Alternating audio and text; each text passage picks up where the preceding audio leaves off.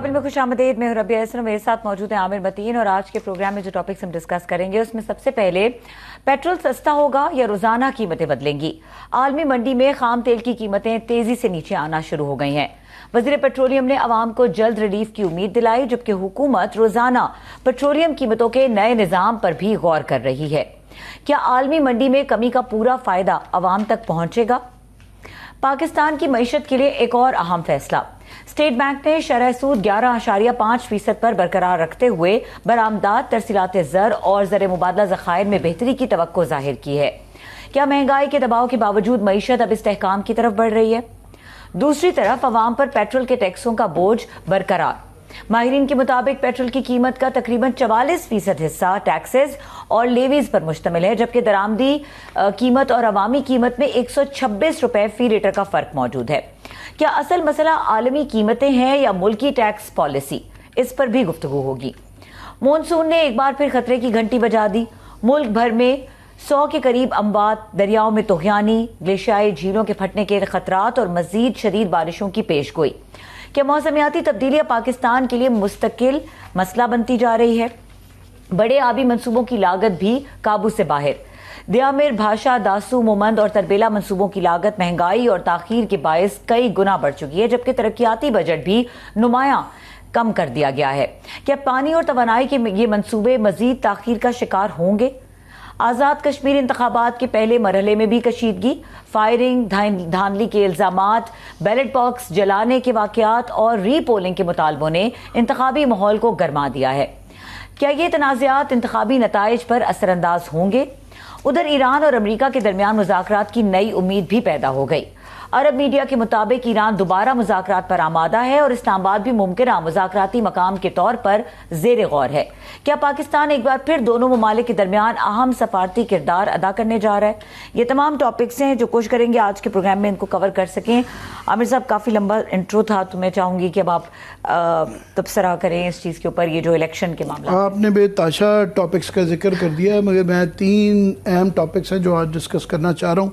Of course गंदम के ऊपर बात करेंगे। रोटी और गंदम जो है वो एक बुनियादी चीज़ है पानी और हवा के बाद जो है, और इस वक्त ज़राती पाकिस्तान जैसा ज़राती मुल्क जो कि ग्रेनरी ऑफ इंडिया सब कॉन्टिनेंट, सदियों से, हज़ारों सालों से ये खिता जो है पूरे इस लार्जर खिते को जो है ये अनाज फराहम करता रहा, और आजकल यहाँ पे ये नापैद है, लोग भूखों मर रहे हैं।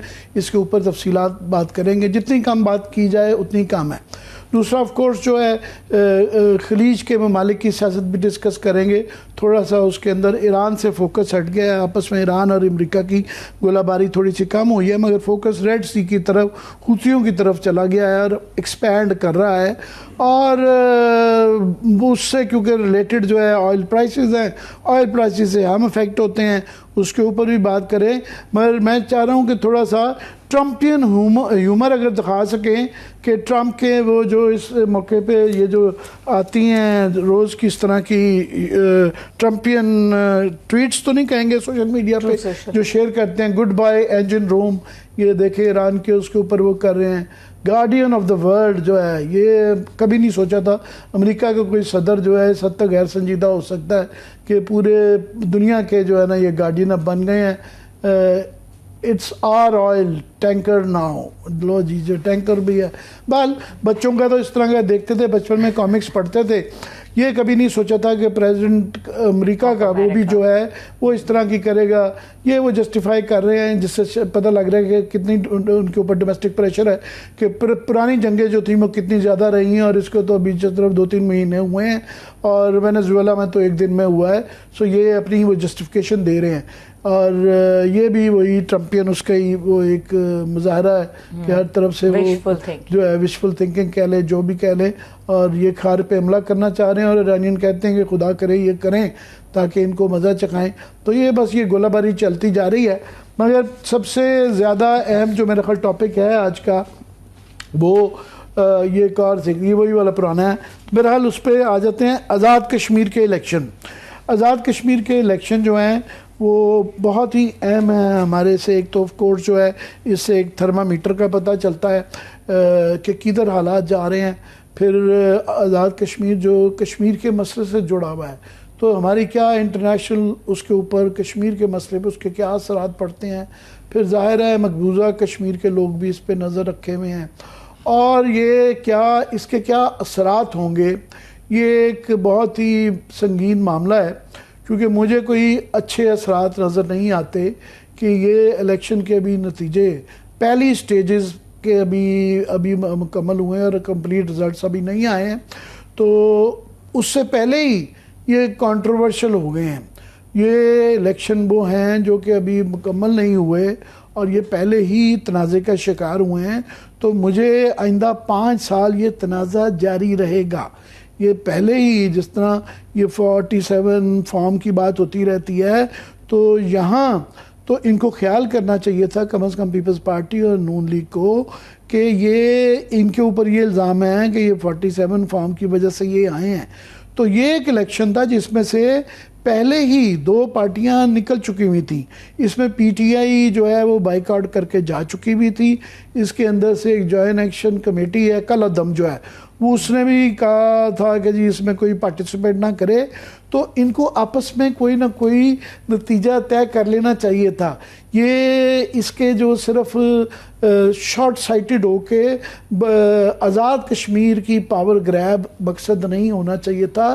اس سے اوور آل ان دونوں پارٹیوں کو یہ دیکھنا چاہیے تھا کہ لارجر تناظر میں آزاد کشمیر اور آزاد کشمیر کے باہر پاکستان جو پورا ہے وہ ان الیکشنوں سے کیا نتیجے اخذ کرے گا. باقی چھوڑ دیں الزامات کہ پی ٹی آئی کیا لگا رہی ہے, ان کے جو ہے ناقدین کیا کہہ رہے ہیں, میڈیا کا کیا رول ہے اس کے اندر. یہ پیپلز پارٹی اور نون لیگ یہ جو آپس میں ایک دوسرے پہ الزام لگا رہے ہیں کہ چوری کے, دھاندلی کے, قتل و غارت کے جو ہے, وہی کافی ہیں اس الیکشن کو کنٹروورشل بنانے کے لیے. اور جو بھی اس کا وزیر اعظم بنے گا, جو بھی وہاں حکومت بنے گی, یہ مجھے خطرہ ہے اور بڑی تکلیف ہو رہی ہے یہ بات کہتے ہوئے کہ یہ 5 سال تک یہ تنازع رہے گا. اور ابھی فی الحال لیٹسٹ یہ ہے کہ جو اطلاعیں ہیں کہ ذرا سمجھا دوں میں آزاد کشمیر کی پولیٹکس اور نمبرز گیم, کہ وہاں پہ 52 سیٹیں ہیں, اس میں سے 27 سیٹوں والا پرائم منسٹر بنتا ہے, 12 سیٹیں جو ہیں وہ مہاجروں کی ہیں. اور سب سے بڑی کنٹروورسی جو کل عدم جوائنٹ ایکشن کمیٹی کی ہے, ان کی جو سب سے بڑا مدعا ہے جس کے اوپر وہ باہر سڑکوں پہ نکلے ہوئے ہیں وہ اور بائیکاٹ کی کال دی ہوئی ہے, وہ ان سیٹوں کے اوپر ہے.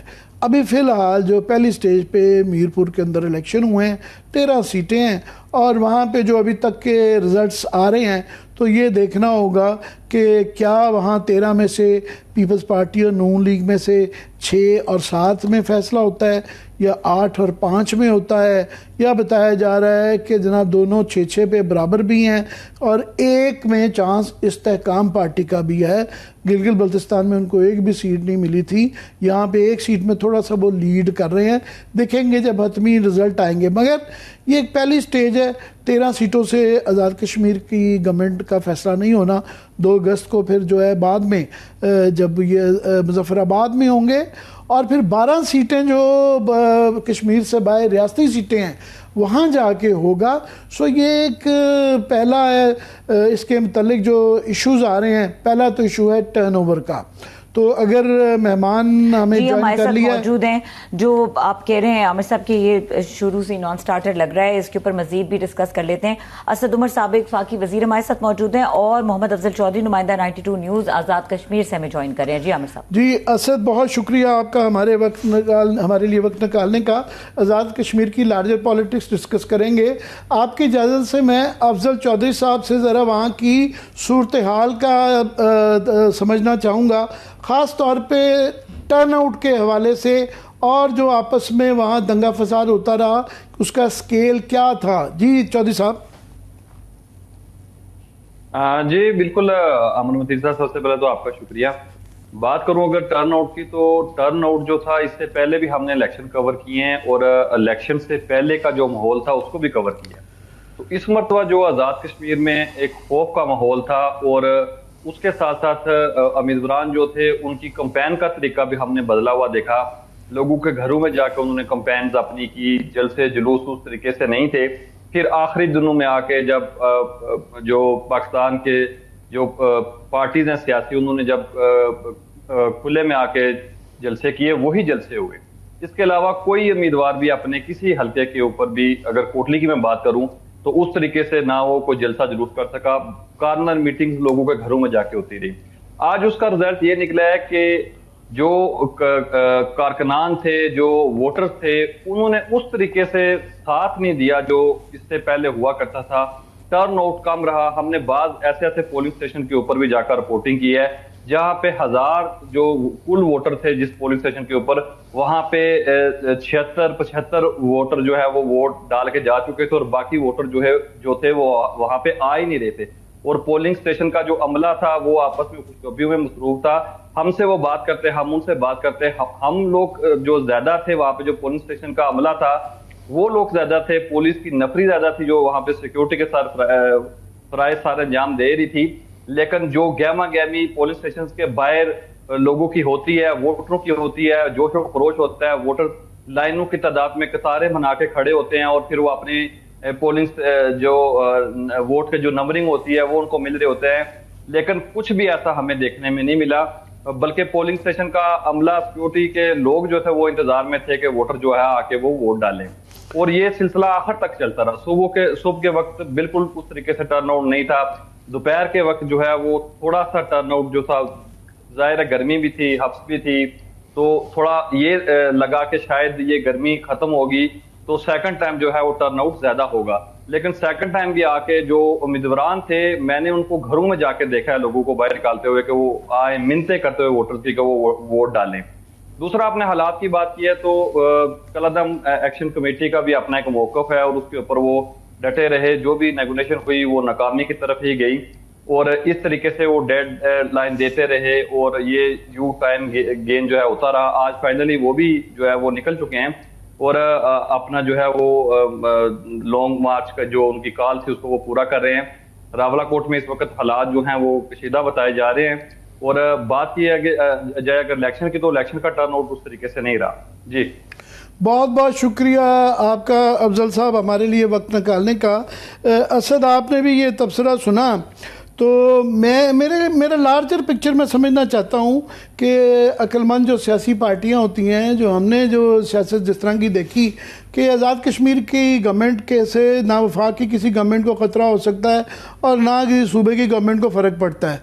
और यहाँ पे 2-3 चीज़ें बड़ी अहम थी।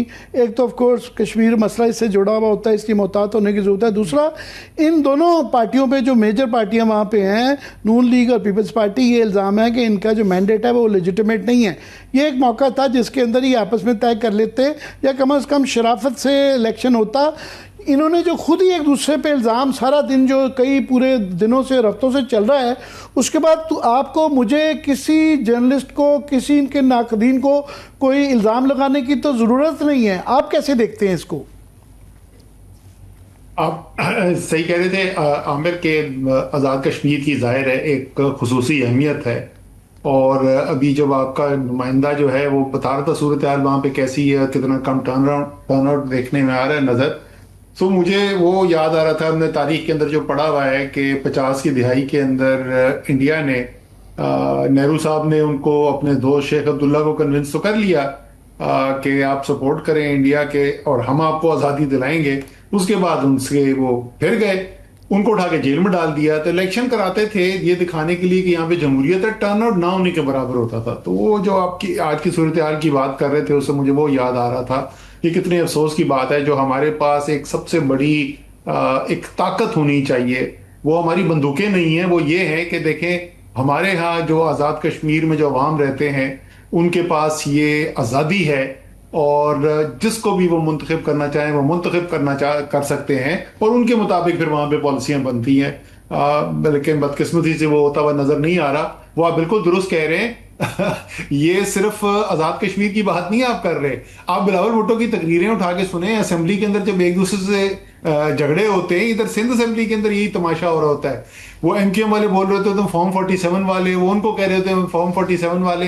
बिलावल तो अक्सर कहता है कि ये फॉर्म 47 की हुकूमत है। तो बिल्कुल आप दुरुस्त कह रहे हैं کہ یہ جو ہے صورتحال اس میں کسی کے تجزیہ نگار کی یا کسی صحافی کی ضرورت نہیں ہے. حقیقت جو ہے وہ خود ہی الحمدللہ آپس میں ہی فریق ایک دوسرے کی وہ تمام پاکستان کے سامنے اور تمام دنیا کے سامنے اس حقیقت کو بیان کرتے ہوئے نظر آتے ہیں. میرے لیے بلاول کی یہ جو ایک تجویز ہے کہ ٹروتھ اینڈ ریکنسیلیشن کمیٹی بنا دی جائے کشمیر کے اندر، مجھے یہ بڑی ایک مضغہ خیز اس لیے لگتی ہے کہ حکومت میں جو تھے وہ پیپلز پارٹی تھی. کافی سارے الزامات ان کے اوپر ہیں کہ یہ جو موجودہ اس وقت وہاں پہ کرائسس چل رہا ہے کیونکہ یہ حکومت میں ہے. دوسرا کہ جو وہاں پہ کالعدم ایکشن کمیٹی جو ہے، جوائنٹ ایکشن کمیٹی جو ہے، وہ اس کے ساتھ جو معاہدہ کیا گیا اس کے اندر پیپلز پارٹی والے بھی شامل تھے اور وفاق کی طرف سے نون لیگ والے بھی شامل تھے. سو وہ وعدے کیوں کیے گئے جو کہ یہ ایفا نہیں کر سکتے، جن کو نہیں یہ امپلیمنٹ کر پاتے. اور تیسرا یہ ہے کہ یہ منڈیلا والی باتیں کرنا، ٹروتھ اینڈ ریکنسیلیشن کمیشن جو ہے نا، اس سے انسان نیلسن منڈیلا نہیں بن جاتا. یہ جو اگر 26ویں ترمیم اور 27ویں ترمیم اور یہ پچھلے 4 سال کے اندر ٹروتھ اینڈ ریکنسیلیشن بن گئی تو اس پتہ نہیں کیا اس کے نتیجے نکلیں گے. آپ اس کو کیسے دیکھتے ہیں؟ اچھا، پہلی بات تو آپ کہتے تھے کہ وہاں پہ پیپلز پارٹی کی حکومت تھی. پہلے تو کہانی وہاں سے شروع کریں نا کہ پیپلز پارٹی کی حکومت تھی کیسے بھائی. وہاں تو الیکشن 9 لوگ ان کے تھے، ان کے 13 لوگ تھے جیتے ہوئے. 9 لوگ انہوں نے جو ہے ساتھ میں پی ٹی آئی کے ملا کے، جو کہ کہنے کہ وہ انڈیپینڈنٹ تھے. تو اور وہ کس طریقے سے ملائے گئے تھے وہاں پہ اس دن مظفر آباد میں کون بیٹھا ہوا تھا وہ چھوڑ دینا، ان کی کیا حکومت تھی. لیکن دیکھیں، میں آپ کو ایک بات بتاؤں، اصولی طور پہ میں اس بات کو سپورٹ کرتا ہوں بلاول کی کہ ٹروتھ اینڈ ریکنسیلیشن کمیشن جو ہے وہ پاکستان کی سیاست کے اندر ایک بہت ہی کارآمد چیز ہو سکتی ہے. لیکن اس کا جو کام شروع ہوگا نا، وہ شروع جو ہے وہ مظفر آباد سے یا آزاد کشمیر سے نہیں ہوگا.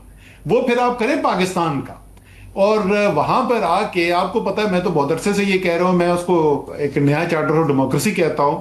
اور اس چارٹر آف ڈیموکریسی میں بھی کامیابی اس وقت ہی ہو سکتی ہے جب تمام فریق آ کے اپنی اپنی غلطیوں کو مانیں اور وہ پاکستان کی قوم کے سامنے یہ کہیں کہ جی وعدہ کریں کہ پہلے یہ بولیں کہ ہم نے یہ غلطی کی تھی. تمام فریق، اس میں کوئی بھی مبرہ نہیں ہے، اس کے اندر کوئی زیادہ ہے کوئی کم ہے، لیکن سب شامل ہے الحمدللہ.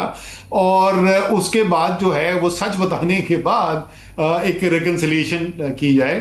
لیکن معاملہ وہاں سے شروع ہوگا. یہ نہیں ہو سکتا کہ چوری کے مینڈیٹ کے اوپر حکومت لے کے ایک ذیلی جو علاقہ ہے اس کے اندر آپ جو ہے یہ زبردست فارمولہ استعمال کرنا شروع کر دیں. میں ایک اور جو مجھے منطق نہیں سمجھ آتی کہ یہ جو سٹیجز میں کروایا جا رہا ہے، 3 سٹیجز میں الیکشن آزاد کشمیر میں، انڈیا کی سمجھ آتی ہے کہ 2 مہینے میں کئی سٹیجز میں کرواتے ہیں. 1 ارب 40 کروڑ کی آبادی ہے، لاجسٹیکل ایک بہت بڑا ایک چیلنج ہوتا ہے. مگر اس کے اندر 2 چیزیں، ایک تو یہ کہ وہ ٹوٹل سیکریسی رہتی ہے. آج تک کبھی ان کی تاریخ میں جو پہلی سٹیج کا الیکشن کا رزلٹ ہے تاکہ وہ دوسری پہ امپیکٹ نہ آئے، وہ باہر نہیں نکلتا، اس لیے کسی کو اعتراض نہیں ہوتا. دوسرا یہ کہ یہ جب آپ 3 سٹیجز میں یہ کہتے ہیں کہ یہ آپ سیکورٹی کے ریزن سے کر رہے ہیں، ایک طرف آپ کا یہ کلیم ہے کہ ایوری تھنگ از نارمل، حالات کنٹرول میں ہیں، ہم یہ بتا رہے ہیں. جب آپ خود کہتے ہیں کہ حالات خراب ہیں اور ہمیں 50 لاکھ کے ایک آزاد کشمیر کے اندر جو کہ لاہور آبادی اور رقبہ جو ہے پنڈی اسلام آباد جتنا بن جاتا ہے ٹوٹل ملا کے، وہاں آپ کا یہ خود ماننا کہ سیکورٹی کا ایشو ہے، یہ کیا عقل مندی ہے؟ دیکھیں، یہی وہ چلے کم سے کم اتنا تو سچ بولا کہ اصل جو اس کی وجہ ہے وہ یہ ہے کہ سیکیورٹی کے معاملات ایسے ہیں کہ آپ کے پاس جو نفری ہے وہ کم پڑ گئی ہے اور آپ کو سٹیجز کے اندر کروانا پڑ رہا ہے. آپ انڈیا کے جو بول رہے تھے عامر، وہاں پہ صرف یہ نہیں ہوتا کہ الیکشن کمیشن جو ہے وہ آفیشیل رزلٹ نہیں اناؤنس کرتا. پہلے وہ ایک ہی دفعہ جب تمام رزلٹس ہو جاتے ہیں، پولنگ ہو جاتی ہے، اس کے بعد شروع ہوتا ہے. ایگزٹ پولز کے اوپر بھی پابندی ہے. کوئی میڈیا آؤٹ لیٹ بھی جو ہے وہ ایگزٹ پول یا کوئی سیاسی پارٹی اپنی کسی سپیچ میں کسی سٹیٹمنٹ کے اندر یہ ذکر نہیں کر سکتی کہ یہ ہم نے ایگزٹ پولنگ کرائی تھی اور ابھی تک کے معاملات ایسے چل رہے ہیں. سو بالکل وہ مختلف ایک طریقہ کار ہے. یہ تو عجیب و غریب ایک صورتحال ہے. لیکن ذرا سے 1 سیکنڈ الیکشن سے پیچھے ہٹ کے عامر کیونکہ آپ کا بھی کچھ آپ کی رگوں میں بھی کشمیری خون دوڑتا ہے، مجھے پتہ چلا ہے، ذرا سوچیں کہ یہ کہاں پہ ہم میری ساری رگوں میں ہی کشمیری خون دوڑتا ہے، تھوڑا نہیں، مکمل 100%. وہ اسلام آباد میں اتنا عرصہ رہ کے تھوڑا ڈائلیوٹ ہو جاتا ہے نا. تو میں یہ کہہ رہا ہوں کہ یہ کس کشمیر کی بات کی جا رہی ہے کہ وہاں پہ ہمارے پاس سیکیورٹی کی نفری کم پڑ گئی ہے. یہ وہ کشمیر کا علاقہ ہے جو کشمیر کے عوام نے خود بندوقیں اٹھائیں اور وہ جہاد پہ نکل گئے. انہوں نے کہا کہ ہم بھارت کا حصہ نہیں ہوں گے، ہم نے پاکستان کا حصہ بننا ہے، اور جہاد کر کے انہوں نے یہ حصہ حاصل کیا. یہ وہ کشمیری ہیں، یہ وہ کشمیر ہے. ابھی بھی مجھے وہ کوئی بتا رہا تھا، میں اسلام آباد میں، وہ بھی لڑکا کشمیری ہے، ہمارا ہے پی ٹی آئی اسلام آباد کا، لیکن ہے وہ کشمیر سے، راولہ کوٹ سے اس کا کنیکشن ہے. تو وہ مجھے بتا رہا تھا کہ ابھی یہ جن کے خلاف، جن کو بھی بول رہے تھے نا کہ پتہ نہیں کیا انڈیا کے ایجنٹ ہے، یہ کیا ہے، ان میں سے بھی 2 کا وہ بتا رہا تھا. کہتے ہیں وہ ایسے محب وطن لوگ ہیں کہ جو پچھلے سال یہ مودی صاحب نے جس وقت حملہ کرنے کی غلطی کی تھی، وہ آپریشن سندور، انہوں نے جو پاکستان کے اوپر اٹیک کیا تھا، وہ کہہ رہے بندے شندے لے کے، بندوقیں لے کے پہنچ گئے تھے فوج والوں کے پاس، بتاؤ کدھر لڑنا ہے ہم نے جا کے. سو انتہائی کتنی بڑی غلطیاں کی ہوں گی ہم نے کہ آج اس سچویشن میں کھڑے ہوئے ہیں. اور میں آپ کو ایک بات بتاؤں، آپ کو شاید یہ عجیب و غریب مجھے بات لگے، لیکن مجھے پورے الیکشن کیمپین کے اندر ایک اچھی چیز سننے کو ملی. وہ اچھی چیز کیا تھی؟ جس وقت نواز شریف نے کہا کہ جی اگر الیکشن ہم جیت گئے اور ہماری حکومت یہاں پہ بنی تو میں میاں شہباز شریف سے ریکویسٹ کروں گا کہ مجھے وزیر اعظم کشمیر بنا دے.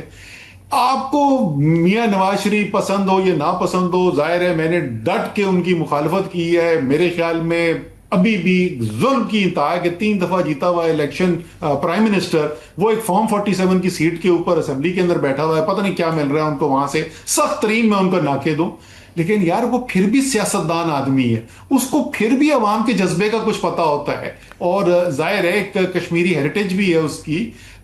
تو کوئی وہاں پہ جو کوئی بھی حکومت بناتا ہے، پیپلز پارٹی کو ملتی ہے، بناتا کیا ہے، بنا کے کس کو دی جاتی ہے، سوال تو صرف یہ ہے نا. تو جس کو بھی دی جاتی ہے، خدا کا واسطہ کوئی سیاسی رول ادا کریں. وہاں ہر مسئلے کا حل طاقت نہیں ہوتی، ہر کیل جو ہے وہ ہتھوڑے کا انتظار نہیں کر رہی ہوتی کہ ہتھوڑا آ کے ٹھوکے گا تو کیل اندر جائے گی.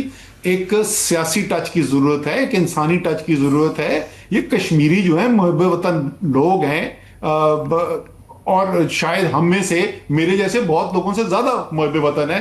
تو امید ہے کہ الیکشن تو ہمیں پتہ کہ اس قسم کا ہونا ہے، لیکن اس الیکشن کے بعد ایک سیاسی اپروچ نظر آئے گی ہمیں وہاں پہ جو مسائل کھڑے ہو گئے ان کو حل کرنے کے لیے. یہ آپ کفن میں بھی لگتی ہوتی ہے، یہ نہیں کیل جو آپ نے کہنا ہے کہ ہر کیل کو دیکھ کے ان کو کریونگ ہوتی ہے کہ اس کے اوپر تھوڑا مارا جائے.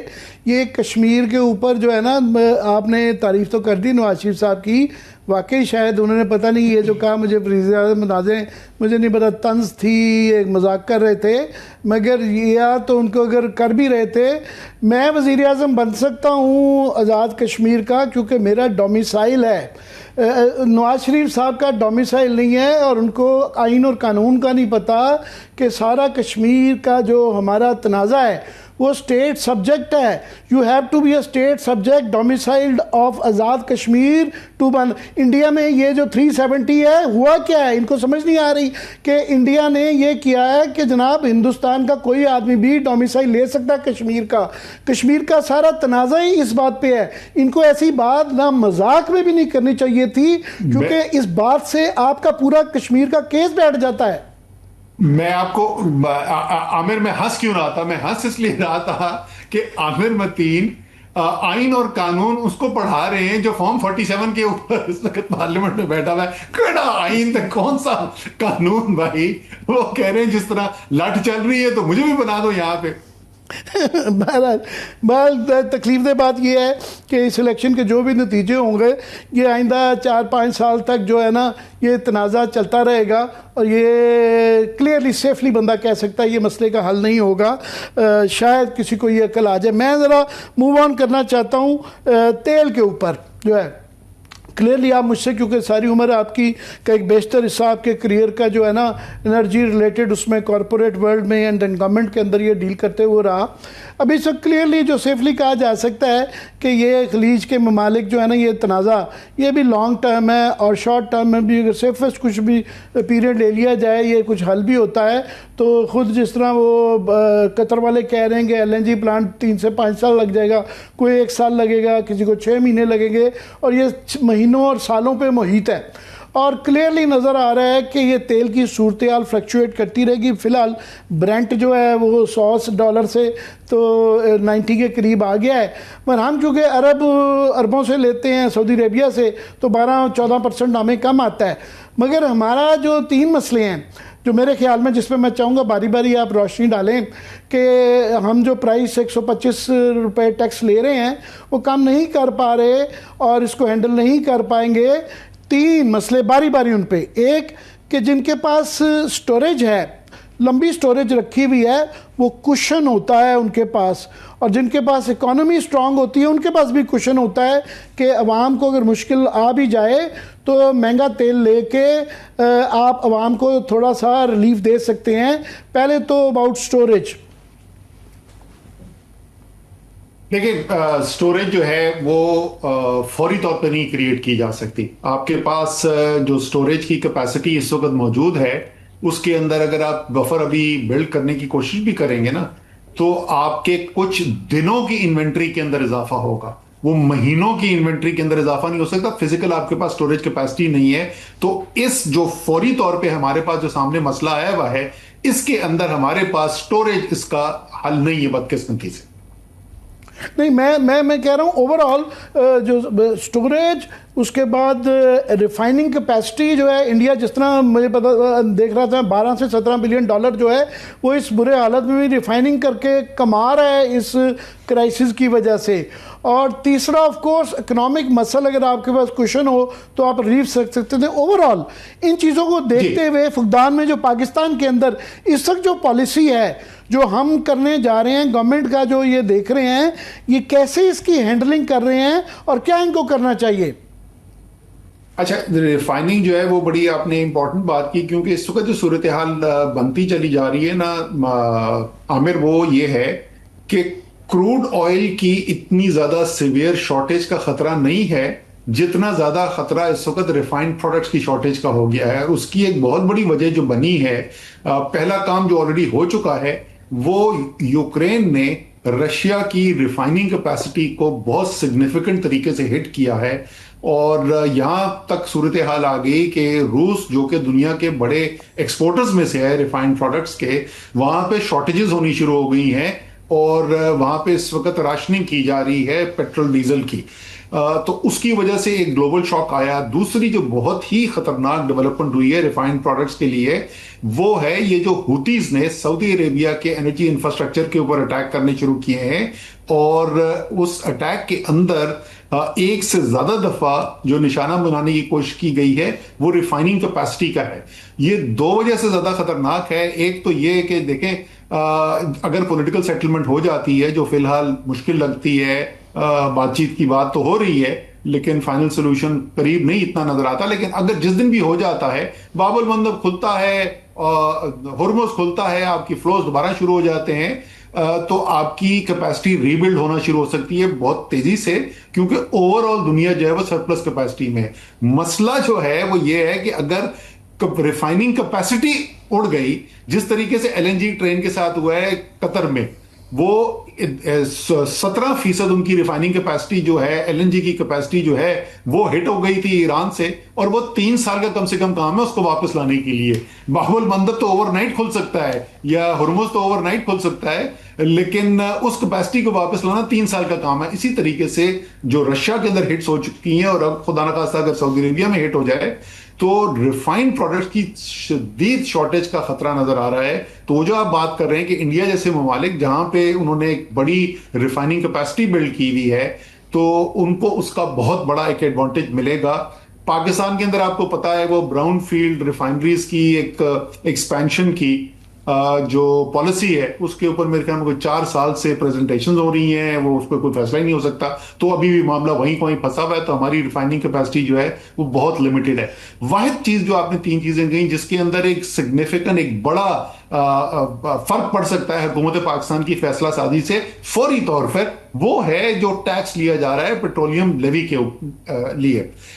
پیٹرول کے اوپر جو آپ نے تقریباً 120 روپے سے اوپر کا ٹیکس لگایا ہوا ہے ہر لیٹر جو آپ بیچ رہے ہیں. آپ یا تو کوئی بڑے خطرے کے ایمرجنسی موڈ کے اندر, ایک نارمل نہیں, ایک ایمرجنسی موڈ کے اندر آپ کہیں جی اگلے 90 دن کے لیے میں یہ اخراجات جو ہے یہ بند کرنے جا رہا ہوں, اور بڑی بڑی آپ کو کٹس لینی پڑیں گی, اور وہاں سے سیونگ کریں, اور اس سے آپ اپنی جو فسکل سپیس بچے آپ کو, اس سے آپ وہ ٹیکس کو کم کیجئے, اور جو تیل کی قیمتیں بڑھ رہی ہیں اس کو آف سیٹ کرے, لوگوں کو کم سے کم ٹیکس کے اوپر کچھ ریلیف ملے. دوسرا یہ ہے کہ جن سے آپ ٹیکس نہیں لیتے, جو بڑی بڑی جو لوگ ہیں جو سمگلنگ کر کے, منی لانڈرنگ کر کے, ٹیکس ایویژن کر کے طاقتور ترین لوگ پاکستان میں پھر رہے ہیں, ان سے ٹیکس اکٹھا کریں, اور عوام کے اوپر جو بوجھ بڑھتا جا رہا ہے, یہ چیز ایسی ہے جس کو فوری طور پہ کیا جا سکتا ہے, اور جس کے نتائج آپ کو جو ہیں اگلے ہفتوں کے اندر, دنوں کے اندر, ہفتوں کے اندر نظر آ سکتے ہیں. اس بات کا امکان کہ گورنمنٹ اپنے ایکسپینڈیچرز کرے اور مراد میں کمی آئے, دور دور تک کوئی نہ صرف اشارہ نہیں مل رہا بلکہ ایک ریورس لگا دیا ہے. گورنمنٹ کو لگتا ہے پتہ نہیں کیا جلدی ہے. پچھلے 3-4 مہینے میں جس طرح تمام ہی طبقے, چاہے وہ انتظامیہ کے ہوں, چاہے وہ عدلیہ کے ہوں, چاہے وہ لیجسلیچر کے ہوں, ان میں مقابلہ لگا ہوا ہے تنخواہوں کا. اب یہ بیوروکریسی کی جو ہے سپر بیوروکریسی, ہائر بیوروکریسی کے لیے ڈبل تنخواہ کر دینا, 1.8 بلین روپیز کی وہ کر دینا, یہ حال ہی میں وہ اس سے اشارے نہیں مل رہے. پر coming back to the original point کہ تیسرا کہ اگر اکنامک مسئلہ آپ کے پاس ہوتا, آپ کے پاس اگر اتنے ریزروز ہوتے, ایکسپورٹس بہتر ہوتی, ملک کی اکانومی بہتر ہو, تو انڈیا اور بنگلہ دیش اور اس خطے میں لوگ جو سستا تیل دے رہے ہیں انہوں نے یہ ساری چیزوں کے اوپر ان کا مسئلہ ان کے پاس کچھ نہ کچھ موجود ہے. ابھی جو ہے تیل کا مزید آپ مجھ سے بہتر سمجھتے ہیں کہ اس بات کا کبھی امکان ہو سکتا ہے کہ یہ ابھی وقتی طور پہ جو ہے اوپر نیچے ہو رہا ہے, 100 تک گیا ہے, مگر یہ 125, 150, ایون 200 کے امکان کو بھی دور نہیں کیا جا سکتا کہ تیل جا سکتا ہے.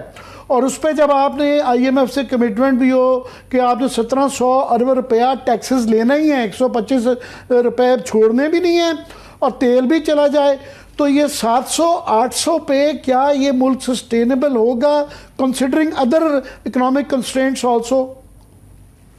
جب میں ایک تھوڑی سی تصحیح کر دوں, آئی ایم ایف کو اس سے کوئی سروکار نہیں ہے آپ 1700 ارب روپے اکٹھے کر رہے ہیں پیٹرولیم لیوی سے یا نہیں کر رہے ہیں.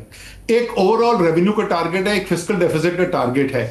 آپ وہ ٹیکس جو ہے وہ ریٹیلر سے لے لیں, آپ وہ ٹیکس جو ہے بڑے بڑے زمیندار جاگیرداروں سے لے لیں, وہ ٹیکس جو ہے وہ ریئل اسٹیٹ کے بڑے بڑے جو سرمایہ کار ہیں ان سے لے لیں. آئی ایم ایف آپ کو کوئی یہ کام کرنے سے نہیں روکتا ہے, آئی ایم ایف نے کوئی زبردستی نہیں کہا. آپ کا شکریہ کہ آپ نے کریکشن کر دی, مگر چونکہ یہ پیٹرولیم منسٹر بار بار روز کہتے رہیں گے, جناب وہ اوپنلی ایڈمٹ کرتے ہیں کہ یہ فگرز میں بھی ہے کہ ہم نے لیوی میں سے 1700 ارب لینا ہے, سو یہ انہوں نے خود ڈیسائیڈ کیا ہوا ہے. Thanks for correction. یہ فیصلہ آئی ایم ایف نے نہیں کیا, یہ حکومت پاکستان نے فیصلہ کیا ہے کہ پاکستان کے متوسط طبقے سے اور پاکستان کے غریب سے 1700 ارب روپے ہم نے پیٹرولیم سے لیوی لگا کر ٹیکس حاصل کرنا ہے. اور یہ جو بڑے بڑے طبقے میں نے جو آپ کو پہلے بتایا ہے, ان سے ہم نہ ہونے کے برابر ٹیکس لیں گے. پاکستان کے تمام بڑے بڑے جاگیردار, پاکستان کے بڑے بڑے وڈیرے جو پورے ملک کے اندر پھیلے ہوئے ہیں, ان سے مل کے پچھلے سال جو ہے کوئی 8 ارب روپے ٹیکس اکٹھا کیا تھا. کہاں 8 ارب روپے پاکستان کے طاقتور ترین جاگیرداروں سے, اور کہاں 1700 ارب روپیہ پاکستان کے متوسط طبقے اور غریب سے. یہ فیصلہ حکومت پاکستان کا ہے, یہ فیصلہ آئی ایم ایف کا نہیں ہے. اچھا, اب اس کے ساتھ اوور آل جو میں کہہ رہا تھا نا, کنسیڈرنگ ادر کنسٹرینٹس آلسو, کہ جو ٹریڈ کا ہمارا ڈیفیسٹ 40 بلین پہ پہنچ گیا ہے پہلے ہی, اور یہ اگر آئل امپورٹس بھی بڑھتی ہیں, اور پھر کمنگ بیک ٹو زراعت پہ اب اگر آ جائیں تو ابھی جو لیٹسٹ فگرز آ رہے ہیں کہ ابھی یہ کوئی ایک جو بتایا جا رہا ہے کہ 1 ملین ٹن کے قریب جو ہے نا امپورٹ کر رہے ہیں. یہ پاکستان کی تاریخ میں آپ کو نہیں ناظرین کو بتا رہا ہوں کیونکہ کئی دفعہ یاد دلانا پڑتا ہے کہ پہلی دفعہ ہوا ہے کہ گندم کی ہارویسٹنگ کٹائی کے 2 مہینے کے اندر آپ کو گندم منگوانی پڑ رہی ہے, اور بتایا جا رہا ہے کہ یہ 4500 سے لے کے 4700 روپے فی من ہمیں کاسٹ کرے گی. اور یوکرین کی کیونکہ رشیا نے بلاکیٹ کی ہوئی ہے اس سے زیادہ بھی مہنگی ہو سکتی ہے. سو یہ اگر 4700 کی فی من بھی آتی ہے تو کیا تکلیف تھی کہ آپ اپنے پاکستانی کسان کو جو ہے 3100 روپیہ وہ جو ہے پہ خرید لیتے, جبکہ مارکیٹ کے اندر ریٹ جو ہے 3500 4000 پہ چلا گیا ہوا تھا. اب جو 2022 میں جس طرح یوکرین کے ایک فارمر کو دے دیا گیا, پاکستان کو پرومسڈ جو سپورٹ پرائس بھی نہیں دی گئی, یہ ایک ریپیٹ جو ہونے جا رہا ہے اور اس کا impact on the trade deficit. لمبی بات ہو گئی ہے مگر آپ اس کو مختصر کر سکتے ہیں. جس طریقے سے پہلے ہم انرجی کی یہ بات کر رہے تھے نا, میں نے آپ سے کہا کہ سٹوریج کیپیسٹی بلڈ کرنا اور ریفائننگ کیپیسٹی کو انکریز کرنا یہ ٹائم لگنے والی چیزیں, یہ فوری طور پہ نہیں کی جا سکتی. اسی طریقے سے ٹریڈ ڈیفیسٹ کو یا ایکسپورٹس کو بڑھانے کا جو آپ کو کام کرنے کی ضرورت ہے وہ فوری طور پہ آپ کو رزلٹ نہیں دیں گے. واحد ایک سیکٹر ہے جہاں مہینوں کے اندر آپ کو ریٹرن ملے گا اور آپ کا ٹریڈ کا خسارہ کم ہو سکتا ہے, آپ کی ایکسپورٹ بھی بڑھ سکتی ہیں اور آپ کی امپورٹ بھی کم ہو سکتی ہیں, اور وہ ہے زراعت. اس سے زیادہ تیز ریٹرن کوئی اور سیکٹر آپ کو دے ہی نہیں سکتا, امپورٹ سبسٹیٹیوشن کے اندر بھی اور ایکسپورٹ میں اضافے کی صورت کے اندر بھی. بالکل آپ نے درست بات کی کہ پہلے گندم کے اوپر جس طریقے کی مار پڑی کسان کو اس سال, میرے خیال میں یہ تو پاکستان کی تاریخ میں کبھی ہوا ہی نہیں تھا نا. پہلے جو ہے وہ بے تحاشا کھاد کی قیمتیں بڑھ گئیں, وہ مہنگی, اور انہوں نے کھاد لگائی, بیج لگایا, بیچاروں نے محنت کی, جس وقت محنت کر لی تو اس کے بعد ان کو بتایا گیا جی سوری سپورٹ پرائس تو ہے کوئی نہیں. تو وہ بیچارہ کوئی 1800 میں بیچ رہا تھا, کوئی 2000 میں بیچ رہا تھا, اور مڈل مین نے رکھ کے اس کو 3,500 اور 4,000 کے اور بیچا. اور یہ جو اگر مجھ سے آپ پوچھیں, مجھ سے بڑے لوگ پوچھتے ہیں پنجاب حکومت کی کمپیریزن کا موازنہ کرنے کی بات کرتے ہیں کہ عثمان بزدار بہتر تھا یا مریم بہتر ہے, تو بات شخصیت کی نہیں ہوتی, بات جو ہے وہ اینڈ میں عوام کی زندگی کون بہتر کر رہا ہے وہ ہوتی ہے. اور پنجاب کے عوام 50% سے زیادہ زراعت کے اوپر ڈیپینڈ کرتے ہیں, اور جو کیا گیا ہے پچھلے 3 سال کے اندر پنجاب کے عوام کے ساتھ, پنجاب کے کسان کے ساتھ, وہ مجھے تو پچھلے 20-30 سال میں کوئی ایسا پیریڈ اور نظر نہیں آتا. عمومی طور پہ یہ ویسے ضرور ہوتا رہا ہے کہ مسلم لیگ نون کی حکومت جو ہے وہ اینٹی ایگریکلچر ہی جنرلی کنسیڈر کی جاتی تھی, لیکن جو پچھلے 2-3 سال میں کر دی تو کبھی بھی نہیں کیا, اور اس کا نتیجہ آپ دیکھ رہے ہیں. اسی کی وجہ سے آپ کی جو ہیں وہ جو پروڈکٹس ہیں ان کی ایکسپورٹ گر رہی ہیں, اور جو آپ امپورٹ کرتے ہیں وہ آپ کو زیادہ امپورٹ کرنی پڑ رہی ہے. صرف آپ کی بات کو آگے بڑھاتے ہوئے کہ زراعت شارٹیسٹ پاسبل وے ہے لوگوں کی اپنے کرائسس کو ہینڈل کرنے کا بھی, اور پاورٹی اور بے روزگاری کے لیے, کہ صرف لوگوں کو بتانے کے لیے کہ فگرز جو 23% GDP میں اس کا حصہ بتایا جاتا ہے, اگر اس کو لارجر کانٹیکسٹ میں دیکھیں کہ جب کسان کے پاس پیسہ آتا ہے وہ دوبارہ مارکیٹ میں خرچ کرتا ہے تو وہ شاید 40% تک GDP میں انڈائریکٹلی اس کا حصہ ہو, اور 37% جو ہے بے روزگار جو ہے وہ بھی منسلک ہے زراعت کے ساتھ. مگر جو بھی آپ نے موازنے کی بات کی, بزدار صاحب چلیں, وہ کوئی الحمدللہ کیا ان کا نام تھا, پلس وسیم اکرم پلس نہ صحیح, مائنس بھی نہ صحیح, مریم بی بی چلیں بہت ذہین ہیں, مگر دونوں پہلی دفعہ چیف منسٹر بنے ہیں. وہ جو بابو 30 سال سے بیٹھے ہوئے ہیں اور اس کو ڈیل کر رہے ہیں, اور وہ جو مافیا جو کہ امپورٹ میں جن کا فائدہ ہوتا ہے, جن کے جو کاکڑ صاحب کے دور میں امپورٹ ہوئی تھی, ہمیں ابھی تک ان امپورٹرز کی لسٹ ہی نہیں ملی کہ کس کس نے, اس کی انکوائری بیچ میں رک گئی کہ کس کس نے مال بنایا تھا اس ناجائز امپورٹ کے اندر. تو ان کو کیا کہیں کہ یہ تعصب ہے, سازش ہے, نالائکی ہے, how do you explain it? دیکھیں زیادہ تر جو ہوتی ہے نا مثلاً میں تو صرف اپنے تجربے کی بات کر سکتا ہوں کہ جس وقت ہم حکومت کے اندر بیٹھے تھے ایسا نہیں تھا کہ ہم کوئی بہت عقل کل لوگ ہیں اور ہر کام ہم اچھا کرتے تھے، غلطیاں بھی کرتے تھے، بے تحاشا غلطیاں بھی کرتے تھے، لیکن میں آپ کو ایک بات بتاؤں کہ ایک obsession ہوتی تھی وزیر اعظم کو اور کیبنٹ کے اندر جو ڈسکشن ہوتی تھی کہ یار اس چیز کا عوام کے اوپر کیا اثر پڑے گا، کیونکہ آپ عوام کا ووٹ لے کر آئے ہیں، آپ نے دوبارہ عوام کے پاس جانا ہے۔ ایک رزلٹ آتا تھا کہ پنجاب میں جو ہے بائی الیکشن آپ ہار گئے تو ایک طوفان ہوتا تھا ادھر کے، یار یہ تو بیڑا غرق ہو گیا ہمارا۔ جب وہ اکاؤنٹیبلٹی، وہ احتساب کہ جس کے ذریعے آپ عوام کو یہ طاقت دیتے ہیں کہ جو حکمران بیٹھا ہوا ہے وہ صبح سے لے کے شام تک سوچ ہی رہا ہے یار میں اس عوام کو خوش کیسے کروں، جب وہ احتساب کی طاقت ہی آپ عوام کے ساتھ سے چھین لیتے ہیں تو پھر اس کے بعد وہ بتائیں نا وہ کیوں کرے یہ محنت، وہ کیوں فکر کرے کہ عوام کیا سوچ رہے ہیں۔ جی میں کہہ رہی ہوں کہ جب وہ اونرشپ نہیں لیتے، اپنے اس عہدے کی اونرشپ نہیں لیتے یا عوام کے ووٹ کی اونرشپ نہیں لیتے تو یہ معاملات ہوتے ہیں۔ جی بالکل نہیں، لیکن اگر آپ ان کے پہلو سے دیکھیں گے نا تو وہ کہیں گے کہ بھائی آپ کو عوام کے ووٹ جو ہے وہ حکومت میں لے کے آئے تھے اس لیے آپ کو عوام کی فکر ہوتی تھی، ہمیں تو عوام کا ووٹ لے کے نہیں آئے حکومت میں تو ہم کیوں فکر کریں۔ جی اسد، میں آپ کے ساتھ جو ایک اور ہر سال ایک ریکرنگ 2-3 چیزیں ہیں، یہ گندم کا، زراعت کا بھی ہر سال وہی ایک معاملہ ہوتا ہے جو ہم اگین اینڈ اگین وہی پرابلمز آپ کے ساتھ بھی ڈسکس اگین اینڈ اگین کرتے ہیں۔ پھر اسموک کا سیزن آتا ہے، وہی باتیں ہوتی ہیں۔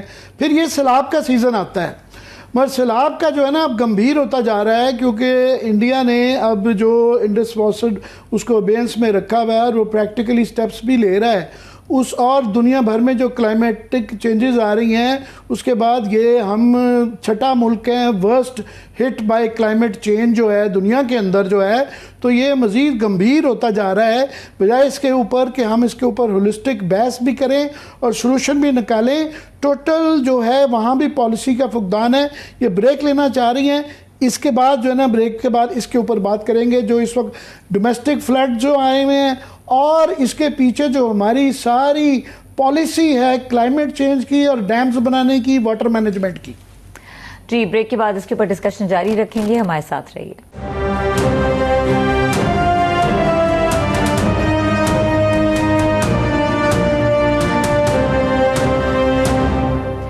Welcome back. جی عامر صاحب، آپ نے بریک سے پہلے ایک سوال پوچھا۔ جی میں بالکل، کیونکہ یہ فلڈ کا سیزن ہے اور وہ ایک تو یہ جو الزام دیا جاتا ہے کہ میں حیران ہوتا ہوں کہ میں کیونکہ میٹ رپورٹر رہا ہوں تو میرا یہ جو سب سے جونیئر رپورٹر ہوتا تھا اسد، اس کی ڈیوٹی یہ لگائی جاتی تھی کہ یہ لیٹ نائٹ رات کے 12 بجے تک اس کو دفتر میں بٹھا کے نا اس نے میٹ آفس سے بات کر کے ویدر رپورٹ دینی ہوتی تھی، تو میں اس لیے بڑا ذرا زیادہ اس میں انٹرسٹ لیتا ہوں۔ بتایا جاتا ہے کہ جی انڈیا نے جو سیلاب آ گیا، دیکھیں ہمیں اطلاع نہیں دی۔ آج کل کے زمانے میں جو ہے وہ ساری چیزیں ویب پہ موجود ہوتی ہیں، ایک بچہ بھی اگر دیکھنا چاہے اس کو پتہ چل جاتا ہے کہ انڈیا کے کس ڈیم میں سے کتنا پانی چھوڑا گیا ہے اور وہاں پہ کیا اناؤنسمنٹ ہے۔ یہ پتہ نہیں کہاں سے یہ سرخی لگ جاتی ہے اور کہاں سے یہ پولیٹیشین یا بیوروکریٹ اس طرح کا بیان دیتے ہیں، پہلی بات۔ دوسرا، ایک ریکرنگ جو تھیم ہوتی ہے ہر سال، یہ سیلاب آتا ہے، اربن فلڈنگ بھی ہوتی ہے، اور جب پچھلے سال جو بعد میں نالائکیاں، ایک تو ٹھیک ہے کلائمیٹک چینجز ہوتی ہیں، ایک آپ کی جو مینجمنٹ ہوتی ہے، جس طرح پچھلے سال جو تھا انہوں نے جلال پور جو کیا نام تھا، جلال پور والی جو تحصیل تھی ملتان کی، وہ انہوں نے بریچ جو ہے انگریزوں کے زمانے سے طے شدہ ہے کہ اگر بریچ کرنی ہوگی تو جو نیچرل واٹر ویز ہیں وہاں سے کرنی ہوگی تاکہ پانی نکل جائے۔ تو انہوں نے وہ جو لوکل ٹپیکل ایک ہوتا ہے وہ انوالو ہو جاتے ہیں، بڑے جو جاگیردار ہوتے ہیں، اور غلط جگہ سے بریچ کروا دی جس کی وجہ سے اتنا نقصان ہوا۔ ابھی فلڈنگ اربن فلڈنگ شروع ہوئی ہے، وہ مقابلہ چل رہا ہے کہ جی وہ لاہور ورسز کراچی شروع ہو جاتا ہے، سندھ والے کہتے ہیں لاہور ڈوب گیا، لاہور والے وہ اپنی پی آر ٹک ٹاک کرتے ہیں۔ پرابلم یہ ہے کہ نہ تو لوکل باڈیز ہوتی ہیں، نہ وفاقی کوئی پالیسی ہے، نہ کوئی بڑے شہروں کی اربن پلاننگ ہے ٹو مینجمنٹ، تو یہ ہر سال یہی نوع ہے جو ریپیٹ کرتے ہیں ہم۔ اربن فلڈنگ کے اوپر میں ذرا سا آپ کو عامر بتا دوں کہ تھوڑا بہت ہم نے اس میں کام کیا تھا۔ آپ اسلام آباد میں رہتے ہیں، آپ کو پتا ہے کہ اسلام آباد پنڈی دونوں جو ہیں وہ تقریباً پاکستان کے تمام بڑے شہروں کی اتنا سیویئر واٹر شارٹیج کا شکار ہیں. اور اس کے ساتھ ساتھ آپ کو یہ پتا ہے کہ جب بارشیں ہوتی ہیں تو جب ایک چھوٹے عرصے کے اندر زیادہ تیزی سے بارش ہو جائے تو اوپر سے جو پانی آتا ہے وہ پھر تباہی مچاتا ہے نیچے. آج سے چند سال پہلے اگر آپ کو یاد ہو تو E11 کے اندر ایک بچے کی موت بھی ہو گئی تھی، یہی بارش کا پانی آیا تھا. پھر کبھی دیوار گر جاتی ہے پنڈی میں، لئی نلے کے اندر آپ دیکھتے ہیں طوفان آ گیا اور لوگ اس کے اندر بیچارے جاں بحق ہو جاتے ہیں.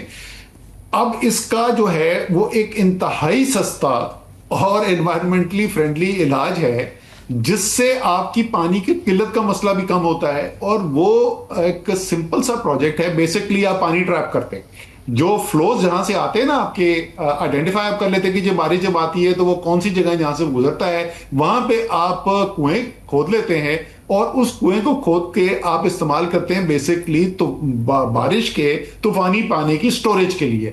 آپ کا انڈر گراؤنڈ واٹر لیول جو ہے وہ ریچارج ہو جاتا ہے. اور جو اس وقت اسلام آباد میں جہاں پہ پہلے 30 فٹ پہ پانی نیچے نکلتا تھا وہ پھر 60 فٹ پہ ہوا، وہ 90 فٹ پہ ہو گیا ہے مختلف علاقوں کے اندر. کئی جگہ پھر بھی نہیں نکلتا پانی. آپ کا وہ انڈر گراؤنڈ واٹر لیول بھی واپس رائز کر جاتا ہے اور یہ جو بارشوں کے دوران جو تباہی آتی ہے اس سے بھی بچا جا سکتا ہے. وہ 100 کنوؤں کا پروجیکٹ اپروو کر کے ہم آئے تھے، اس کے اوپر ابھی کام ہی شروع ہوا تھا. تو میں نے 2 سال پہلے پوچھا ہمیں وہ کدھر پہنچا، انہوں نے کہا جی وہ تو جس دن آپ گئے تو وہ ختم ہو گیا تھا پروجیکٹ. لاہور کے اندر بھی یہ پرابلم ہے اور under ground water table Pakistan میں تمام شہروں کے اندر جو ہیں وہ خطرناک حد تک گر چکے ہیں. انفیکٹ اگر مجھے یہاں تک یاد پڑتی ہے ایک رپورٹ تھی جو میرے لیے بہت بڑا شوق تھا کہ ایشیا کے جو بڑے شہر ہیں ان میں انڈر گراؤنڈ واٹر لیول کے اندر جو ڈراپ آیا ہے لاہور اس میں شاید سر فہرست ہے. تو یہ سمپل لو ویسے میں آپ کو ایک اچھی خبر بھی دے دوں کہ وہ جو آپ نے 200 اسلام آباد میں کنویں کیا تھا ابھی ریسنٹ ہی، کیونکہ مجھے کل ہی اتفاقاً سے کہ زمری صاحب ہیں CDA کے اندر پرانے افسر ہیں، انہوں نے مجھے بھیجی کہ یہ اسد صاحب کے جو انہوں نے آپ کا نام نہیں لیا تھا ڈر کے مارے، میں انہوں نے کہا جی یہ جو پلانٹ تھے میں نے یہ دیکھیں اتنے کیے ہیں کیونکہ آپ اس چیز میں انٹرسٹڈ ہوتے ہیں تو میں آپ کو صرف بتلانا چاہ رہا تھا کہ وہ یہ تو یہ اچھی بات ہے کہ اس پہ تھوڑا سا کام ہو رہا ہے. باقی جو ہے اس کے اندر ایک جو سب سے بڑا مسئلہ ہے کہ کلیئرلی جو ہے انڈیا نے جو کر سکتا ہے وہ کرے گا، ہمارا پانی روکے گا اور خاص سیزن کے اندر جو ہے وہ جب پانی کی ضرورت ہوگی اس وقت وہ روک لیتا ہے اور جب ایک دم ان کے بڑھتے ہیں تو ایک دم پانی چھوڑتا ہے. سو یہ ہر سال ہوا کرے گا. اس کے لیے ہمارے لیے بڑا ضروری ہے کہ ہم اپنی واٹر مینجمنٹ جو ہے نا ڈیمز کو وہ کریں. اب پرابلم یہ ہے کہ اس دفعہ جو بجٹ کے اندر انہوں نے ڈیمز کا کیا ہے کہ جو ٹاپ پرائیورٹی ہونی چاہیے تھی کہ فار ایگزامپل 400 کی ریکوائرمنٹ تھی ڈیمز کی، اور ڈیمز اب ہمارے یہ لائف اینڈ ڈیتھ کا مسئلہ ہو گیا ہوا ہے واٹر شارٹیج کی وجہ سے اور انڈیا کی اس پلاننگ کی وجہ سے.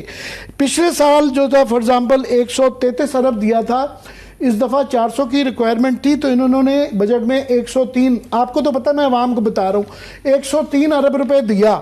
اور اس کے اندر جو ہے فار ایگزامپل جو ہے اس سے ہوتا یہ ہے کہ جب آپ کم پیسے دیتے ہیں تو سب کی کاسٹ بڑھ جاتی ہے. فار ایگزامپل ابھی بتایا جا رہا ہے کہ بادشاہ ڈیم کی جو ہے نا قیمت جو کاسٹ ہے لیٹ ہونے کی وجہ سے 134% بڑھ گئی ہے وہ، اور محمد ڈیم جو ہے وہ اس کی لاگت وہ ہے 100% بڑھ گئی ہے. تمام ہی ڈیمز کی ڈیلے کی وجہ سے وہ ڈبل جو ہے قیمت وہ بڑھ جاتی ہے. اور اس میں جو اسد پتہ نہیں آپ کی آڈیو سن پا رہے ہیں نہیں آپ؟ جی اسد صاحب ساتھ موجود ساتھ میں ہیں، بہرحال نہیں ساتھ موجود نہیں ہے موجود جی. تو یہ بہرحال میں یہ بتا دوں کہ یہ ایک تو یہ ایک کرمنل چیز ہے کہ آپ کا جو ہے پاکستان جیسے ملک جس کی ایک واٹر شارٹیج ہے اور انڈیا اس وقت ایک آبی جنگ کے اندر انوالوڈ ہے اور ہم وہاں پہ اپنی جو اپنے للے تللوں کے لیے جو یہ بات کر رہی تھی گورنمنٹ اپنے ایکسپینڈیچر نہیں کم کر رہی، یہ مراد کے لیے کم نہیں کر رہی، گاڑیاں خریدی جا رہی ہیں، لگژری کارز آ رہی ہیں، तनख्वाहें बढ़ रही हैं जी। और जो डैम्स के लिए पैसे देना चाहिए थे वो नहीं दिए गए। तरजीहात का मसला है, तरजीहात का मसला है। और लास्ट में बात कर दूं, जो सबसे तकलीफदेह बात है कि सड़कें, ये नवाज शरीफ साहब को ये शौक है सड़कें बनाने का, इस पे तफसीलन बात करेंगे।